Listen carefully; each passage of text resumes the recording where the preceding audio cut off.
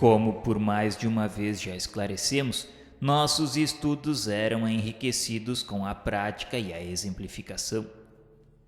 Esse pormenor, porém, que implicava até mesmo realizações que testemunharíamos futuramente durante a renovação imprescindível de um corpo carnal, nem sempre fornecia satisfações aos nossos corações. Ao contrário, frequentemente ocasionava grandes angústias, arrancando de nosso seio lágrimas pugentíssimas e mesmo momentos tenebrosos de desesperos que nos abatiam, levando-nos a enfermar. Situações críticas, vexames se avolumavam sobre nós, como veremos, sem que a tão desagradáveis resultados nos pudéssemos eximir. Porque tudo era sequência da bagagem moral inferior que conosco transportáramos para o além-túmulo.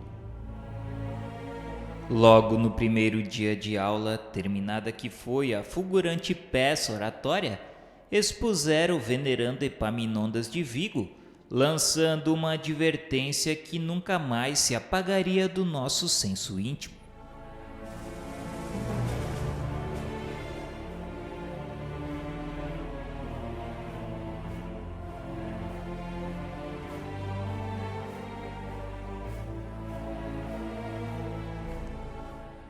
Advertiu ele que nenhuma tentativa para o reerguimento moral seria suficiente se continuássemos presos à ignorância de nós mesmos.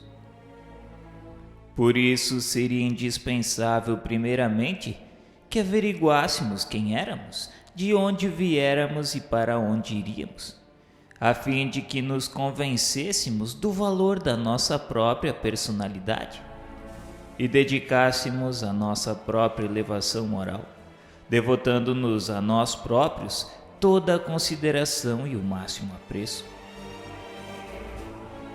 Epaminondas explicou que até ali, ao contrário de Aníbal, que nos mimoseava com o terno tratamento de irmão, e ele só nos permitia a cerimônia de trato disciplinar, tínhamos caminhado cegamente pelas etapas das migrações na Terra e estágios no astral, movimentando-nos em círculos viciosos, sem conhecimentos nem virtudes que nos induzisse a progresso satisfatório.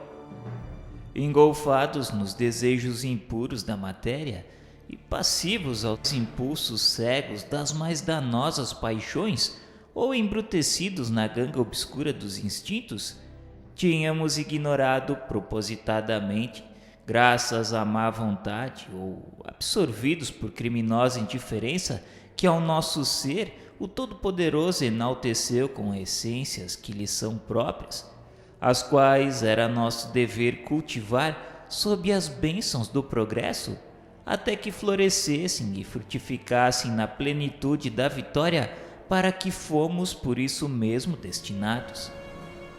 E indicando um dos seus penitentes que se achavam mais próximos, nas arquibancadas, fê-lo penetrar o círculo em que se erguia sua cátedra, e agrupavam-se, concentrados e mudos, os adjuntos.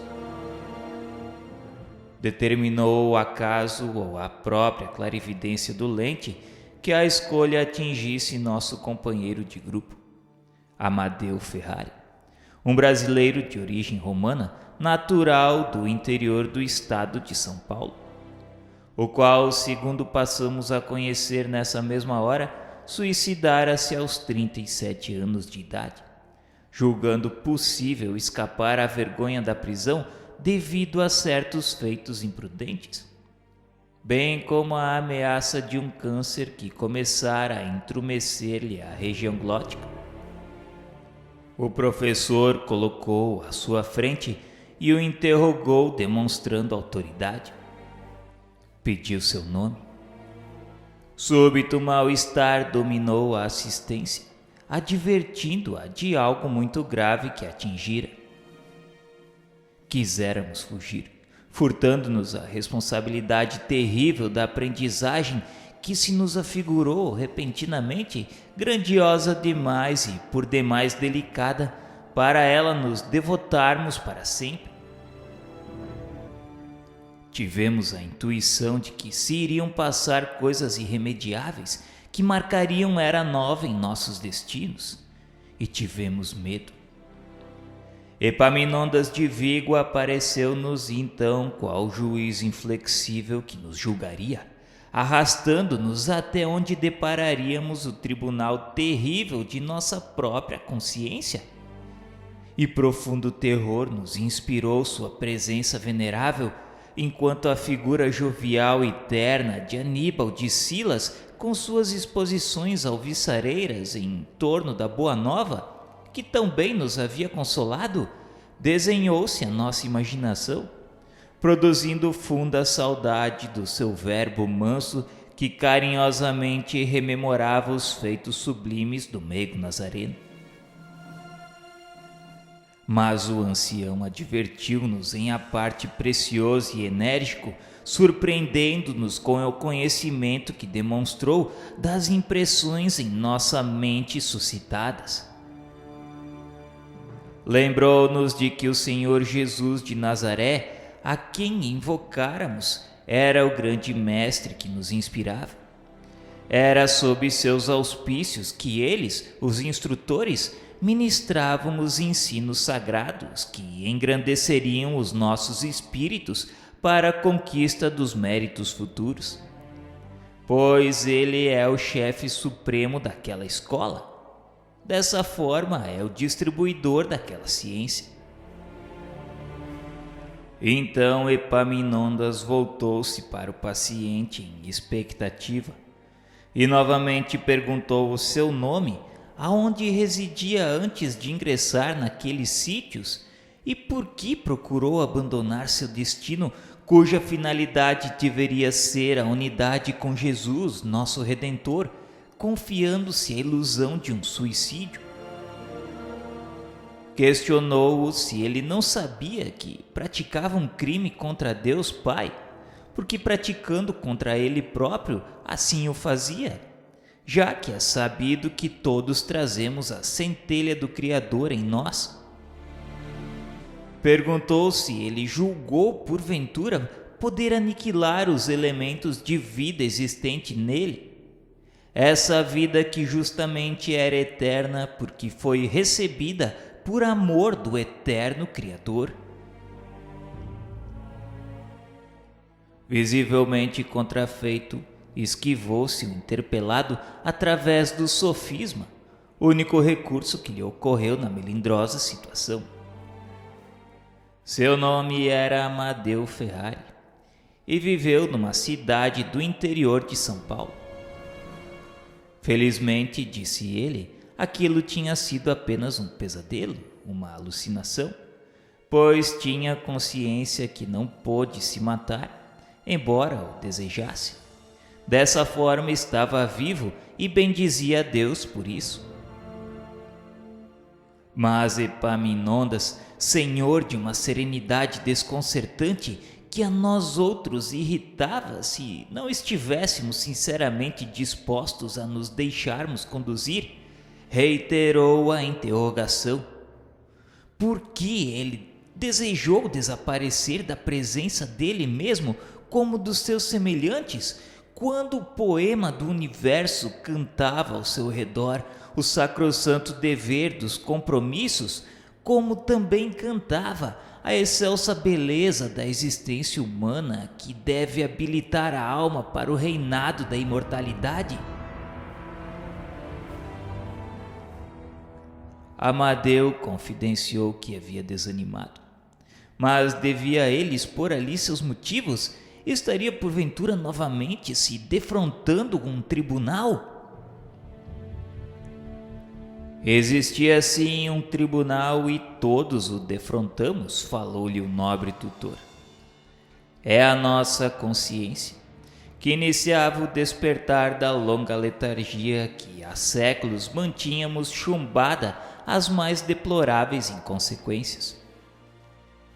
E imprescindível é que ele, Epaminondas, autorizado pelos poderes máximos de seu como nosso Redentor, nos orientasse a fim de que, examinando-a, aprendêssemos a nos despojar do orgulho que nos tinha cegado desde muitos séculos, impedindo que reconhecêssemos nós mesmos e, portanto, a soberania das leis que regem os destinos da humanidade.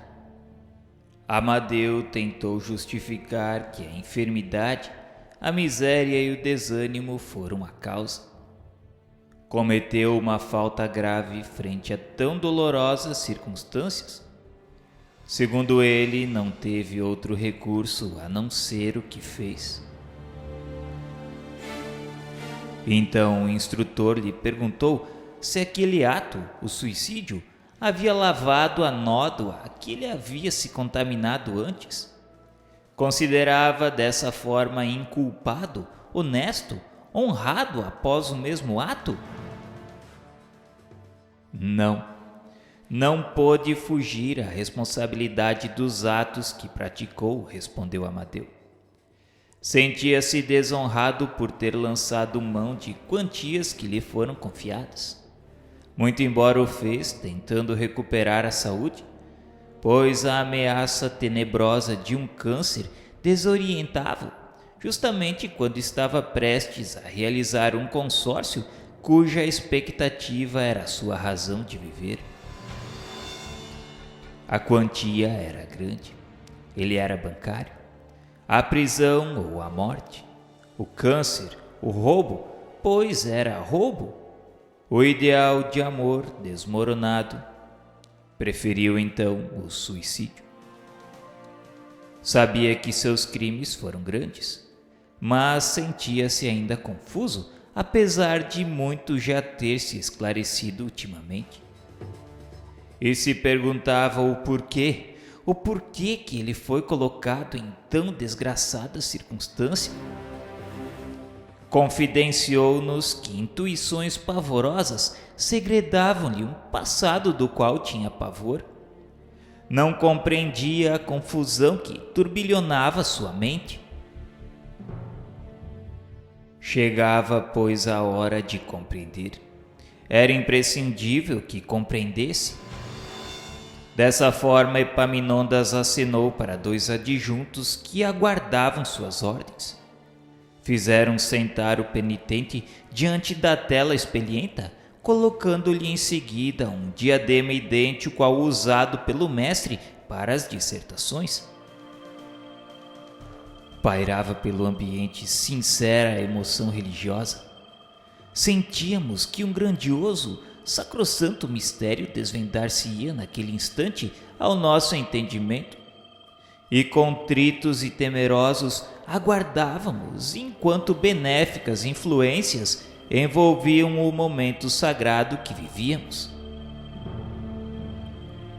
Epaminondas voltou-se para a assembleia de discípulos e pediu para que ficássemos atentos, pois a história daquele irmão também era a nossa história.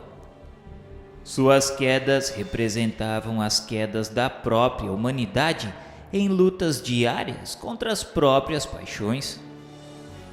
Por essa mesma razão, não deveríamos comentar o que iríamos presenciar.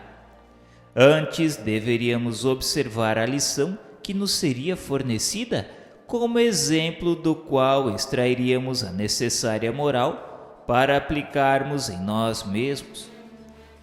Pois era útil lembrar que éramos todos almas decaídas, a quem a iniciação em princípios de moral elevada e redentora tratava de conduzir aos pórticos do dever.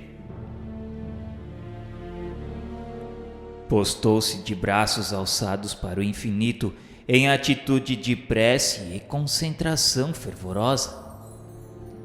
Acercaram-se os adjuntos como a auxiliarem mentalmente seus intuitos. Poderosa corrente fluídica estabeleceu-se, envolvendo em ondas fortes a assembleia de pecadores que se deixava estar atenta e respeitosa. Até que de súbito, ordem singular ressoou em tom enérgico que não admitia tergiversação. Epaminondas de Vigo impunha a Amadeu Ferrari a volta ao pretérito, isto é, minucioso exame de consciência passando em revista os feitos de suas passadas migrações terrenas, a fim de que compreendesse em toda a sua plenitude a razão das circunstâncias dolorosas em que se vira colocado, circunstâncias às quais não se resignara e que, para solvê-las, comprometera-se ainda mais com um ato de desonestidade e suicídio. Em sentido retrospectivo, passando do suicídio para o início da existência, eis que fomos depará-lo em bem diferentes condições. Era bem verdade, pois, que residiam em uma encarnação anterior os motivos daquela pobreza que desafiara todos os esforços para se remediar. De vez que Amadeu fora obstinado no trabalho e na força de vontade, daquele câncer que o torturava com garras invencíveis, corroendo-lhe a língua e a garganta lentamente, daquele repúdio de amor que absorveu suas últimas forças, incompatibilizando-o definitivamente com o desejo de viver. A cortina do presente descerrou-se.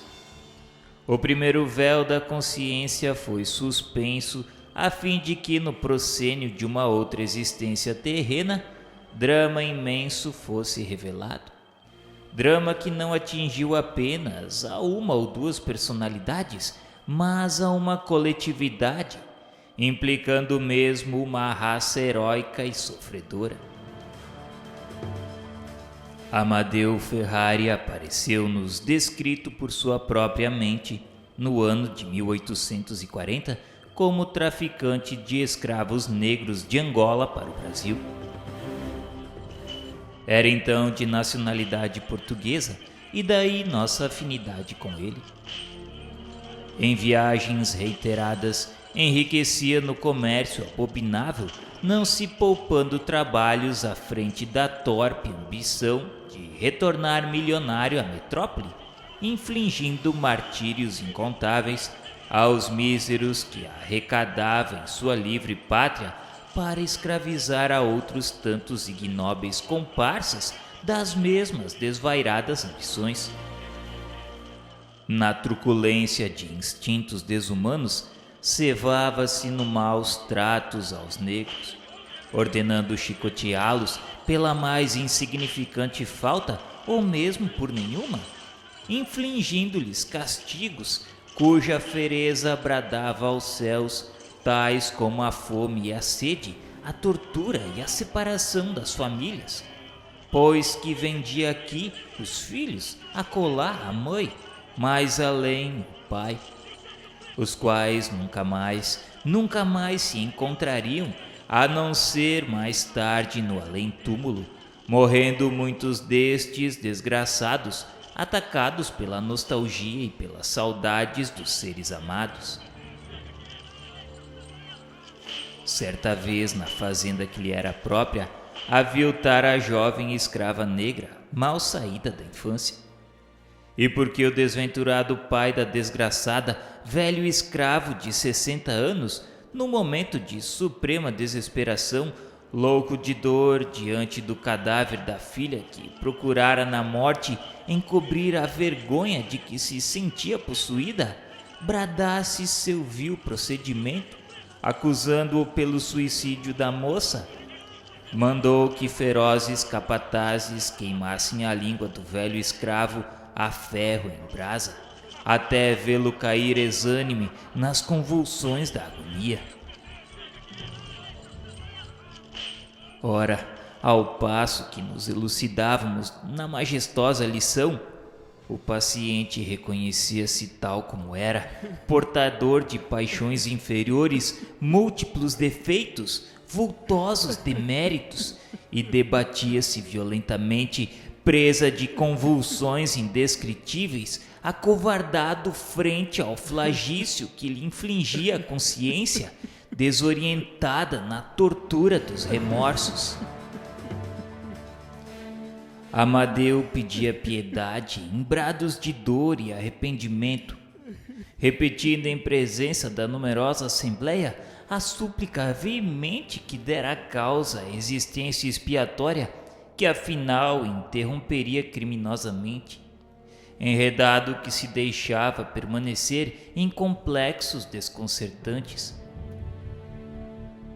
Gritava, julgando-se desgraçado e miserável, e pedia para que o deixassem voltar ainda uma vez mais à qualidade humana e que espiasse vendo a sua própria língua, assim como a sua própria boca e garganta, desaparecerem sob a trituração de qualquer malefício, reduzidas ao ponto que ele havia reduzido as do desventurado escravo Felício. Pedia a miséria, pedia o sofrimento pelo suplício da fome e da sede, e que nem mesmo pudesse falar, a fim de que não pudesse se queixar, e que todos deles se afastassem enojados, deixando-o expungir sozinho aquela nódoa infamante que o amesquinhava diante dele mesmo. O nobre orientador, porém, impôs silêncio ao pecador, balsamizando-o com fluidos apaziguadores.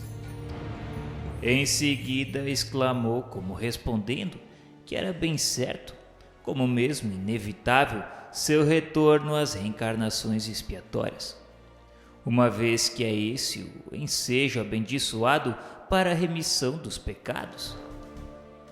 Outra vez seria a pobreza, o câncer, o perjúrio, agravados ainda mais com os indefiníveis males acumulados pelo suicídio, uma vez que ele não quisera se submeter devidamente. Epaminondas de Vigo lhe disse que era imprescindível não conservar a ilusão, pois seria-lhe necessário mais de uma encarnação para cobrir as agravantes das ações que acabara de recordar.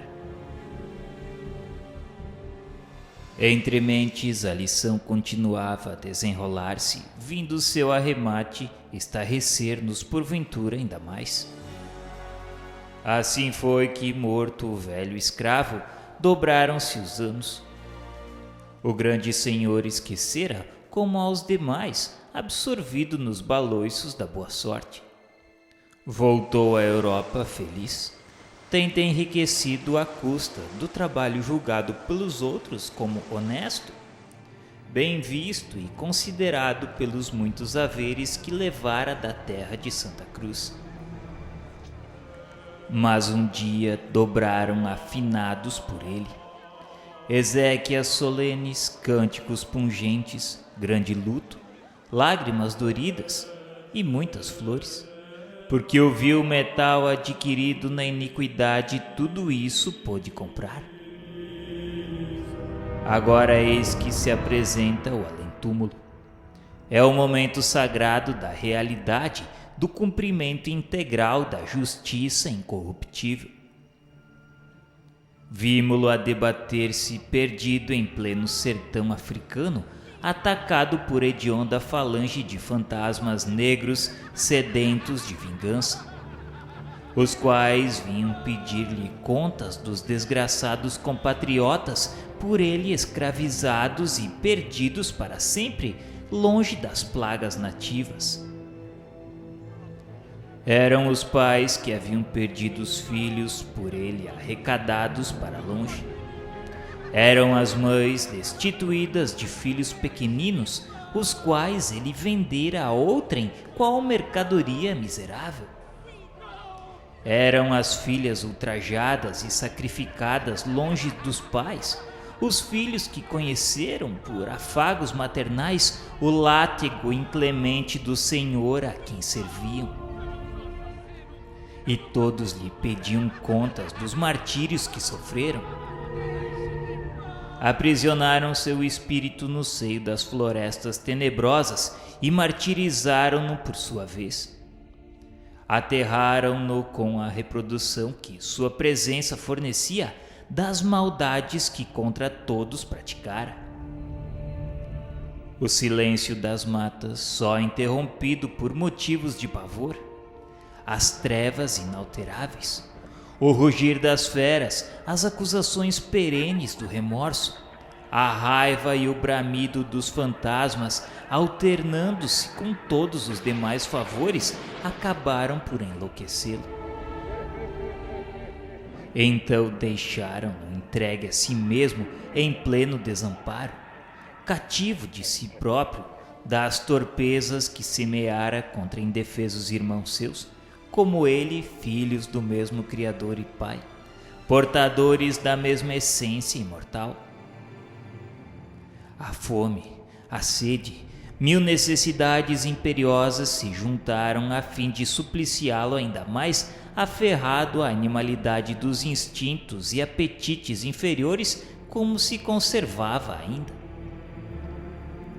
Vagou desesperadamente, presa das mais absurdas alucinações, flagelado pela mente que só se alimentara do mal.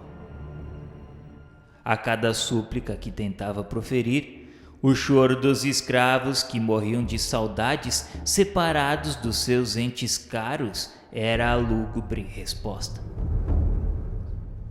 Se um brado de misericórdia lhe escamava na incerteza da demência, acudia o estalar do chicote sobre o lombo nu dos negros cativos da fazenda, sobre o busto profanado das desgraçadas cativas que lhe amamentaram os filhos, criando-os com amor, enquanto os delas próprias eram relegados à fome e aos maus tratos. Há um soluço de remorso, o lamento de agonia de alguém que sucumbia atrelado ao pelourinho da mansão. Oh, o grito supremo daqueles que, ingênuos sofredores, desgraçados, se atiravam aos açudes, às correntezas dos rios, impelidos pelo terror ao trato que recebiam.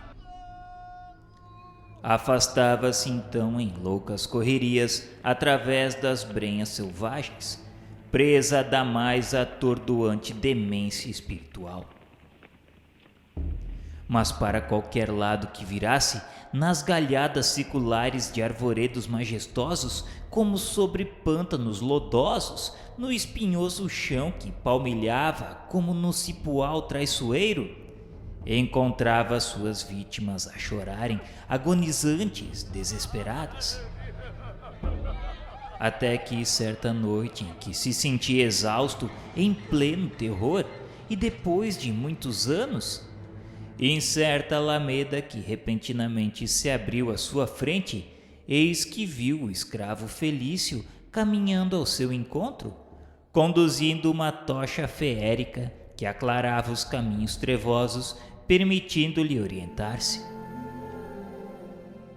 Felício vinha lentamente, sereno, grave, não mais torturado pelo ferro em brasa.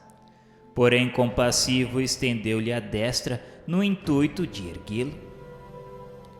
Convidou-o a levantar-se e ir embora dali com ele. Ele acompanhou Felício, e através do prosseguimento do intenso drama, verificamos que o velho escravo perdoara o algoz, intercedera por ele junto à divina complacência e partira a conseguir libertá-lo das garras dos que não lhe haviam perdoado. Não obstante tudo isso, era por nós outros apreciado intensamente, como se fôramos os próprios que tão dramáticas cenas viveram, graças ao privilégio que o homem desconhece das profundas capacidades inerentes ao espírito aliado da carne, capacidades que o levam a sofrer, sentir, compreender, impressionar-se, comover-se ou até mesmo alegrar-se, a grau superlativo, o qual fulminaria a criatura encarnada se fora esta suscetível de tentar experimentá-lo. Enquanto o drama se estendia, o mestre emitia conceitos, levantando a psicologia das personagens apresentadas, assim lecionando com sabedoria a tese magnífica à luz da ciência sagrada em que nos iniciávamos. E acrescentou severo como arrematando a série de pequenos discursos que o passado espiritual de Amadeu provocara. Vibrante, no diapasão enérgico que tão bem traduzia o caráter inquebrantável que afrontara o suplício do fogo por amor à verdade. Dizia que as sociedades brasileiras sofriam hoje e sofrerão ainda, por espaço de tempo que estará ao seu alcance, o dilatar ou reprimir as consequências das iniquidades que, em pleno domínio da era cristã, permitiram fossem cometidas em seu seio. Referia-se Epaminondas, como podíamos perceber, à escravização de seres humanos tratados por ela com maior rigor do que o eram os próprios animais inferiores, para extração de posses e haveres que lhes facultassem o gozo e o império das paixões. E se não foi crime individual e sim coletivo, seria a coletividade que expiaria e repararia o grande opróbrio, o grande martírio infligido a uma raça carecedora do amparo fraternal da civilização cristã, a fim de que, por sua vez, também se gloriasse às alvíceras da educação fornecida através da boa nova do reino de Deus. Sob os céus assinalados pelo símbolo augusto da iniciação como do cristianismo, a cruz, ressoavam ainda, ecoando aflitivamente na espiritualidade, os brados angustiosos de milhares de corações torturados que durante o dobar dos decênios se compungiram ante a infâmia de que foram vítimas.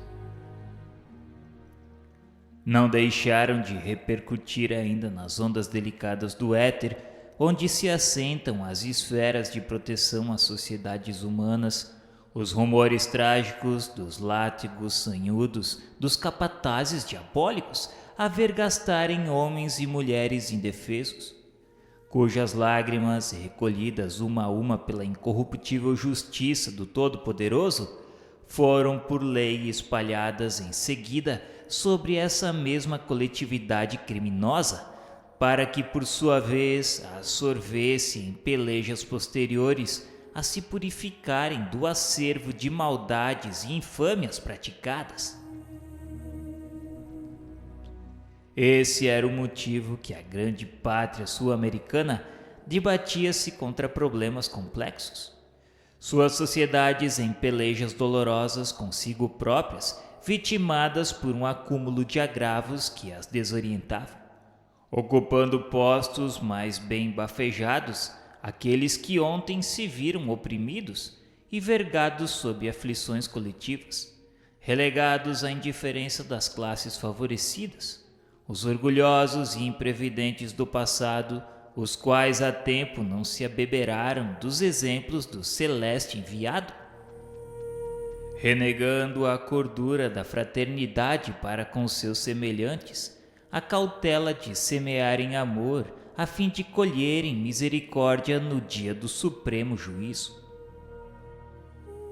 E assim prosseguiriam até que a voz celeste dos missionários do Senhor as orientasse para a finalidade apaziguadora, no trabalho sublime da reconciliação individual por amor do Cristo de Deus. E nós, que acabáramos de presenciar os dramas antigo e moderno vividos por Amadeu Ferrari, nós que presenciamos seu passado como seu presente, rematado por um suicídio contraproducente, do qual havia de dar igualmente contas ao Senhor das vidas e das coisas, fomos informados por Epaminondas que entre os escravos que sob os céus do cruzeiro sublime choraram, vergados sobre o trabalho excessivo, famintos, rotos, doentes, tristes, saudosos, desesperados frente à opressão, à fadiga, à maldade, nem todos traziam os característicos íntimos da inferioridade, como muitas vezes foi comprovado por testemunhas idôneas. Nem todos apresentavam caracteres primitivos. Grandes falanges de romanos ilustres, do império dos Césares, de patrícios orgulhosos, de guerreiros altivos, autoridades das hostes do Diocleciano, como de Adriano e Maxêncio, dolorosamente arrependida das monstruosas séries de arbitrariedades cometidas em nome da força e do poder contra pacíficos adeptos do Cordeiro Imaculado, pediram reencarnações na África infeliz e desolada, a fim de testemunharem novos propósitos ao contato de expiações decisivas, fustigando assim o desmedido orgulho que a raça poderosa dos romanos adquirira com a mentirosa glória dos extermínios da dignidade e dos direitos alheios. Suplicaram ainda, e sempre corajosos e fortes, novas conquistas, mas agora nas pelejas contra si próprios, no combate ao orgulho daninho que os perdera. Suplicaram disfarces carnais qual armadura redentora em envoltórios negros, onde peadas fossem suas possibilidades de reação e arvorada em suas consciências a branca bandeira da paz, flâmula augusta concedida pela reparação do mal. E os escravizadores de tantos povos e de tantas gerações dignas, os desumanos senhores do mundo terráqueo que gargalhavam enquanto gemiam os oprimidos, que faziam seus regalos sobre o martírio e o sangue inocente dos cristãos, expungiram sob o cativeiro africano a mancha que lhes enodoava o espírito. Ali estava a doce e mesmo sublime resignação daquela raça africana digna por todos os motivos da nossa admiração e do nosso respeito. A passividade heróica que nem sempre se estribou na ignorância e na incapacidade oriunda de um estado inferior, mas também no desejo ardente e sublime da própria reabilitação espiritual. Esclareceu ainda o instrutor que o escravo Felício, que acabáramos de contemplar como símbolo entre todos, redimido de uma série de culpas calamitosas, como tantos outros, quando existiu e exerceu autoridade sob as ordens de Adriano, voltou a Roma em espírito, terminado que foi seu compromisso entre a raça africana, e retornou à sua antiga falange de itálicos. Nesse instante, um murmúrio irreprimível de surpresa desconcertante sacudiu a assistência de pecadores estarrecida, enquanto Amadeu Ferrari caía de joelhos, deixando escapar um grito cujo tono não distinguiríamos se de surpresa também, se de horror ou de alegria, vergonha ou de outro qualquer sentimento indefinível, só experimentado por entidades em suas deploráveis condições, enquanto que choro violento sacudia em agitações indescritíveis. Abrira-se uma porta lateral, silenciosamente a um sinal de Epaminondas, e Felício aparecera, sereno, grave, encaminhando-se para o seu antigo senhor de outras vidas. Estarrecido, Amadeu contemplava-o de olhos pávidos, já agora senhor de todo o seu passado de espírito. Mas lentamente, imperceptivelmente, transformara-se Felício sob o poder da vontade que opera facilmente sobre a configuração do envoltório astral, e deixava-se ver agora na atual qualidade de Rômulo Ferrari, o genitor de Amadeu. É que, retornando às falanges que lhe eram próprias, Felício ali reencarnara a fim de prosseguir na peregrinação para a redenção completa sob os auspícios daquele meigo nazareno a quem perseguira ao tempo de Adriano na pessoa de seus adeptos. Recebera então nova fase de progresso sob a acolhida de outro nome. Transportara-se jovem ainda para a terra de Santa Cruz, levado por indefinível sentimento de atração. ali constituindo família e piedosamente consentindo em servir de genitor para o antigo algoz. Agora seria bem certo que continuaria auxiliando a expurgar da consciência uma nova infração, a do suicídio. Quando, pensativos e silenciosos, deixamos o recinto do santuário, onde tão sublime mistério nos fora desvendado como a primeira lição, repercutia nos refolhos de nossa alma esta profunda, inenarrável impressão. Ó Deus de misericórdia, sede bendito por nos terdes concedido a lei da reencarnação,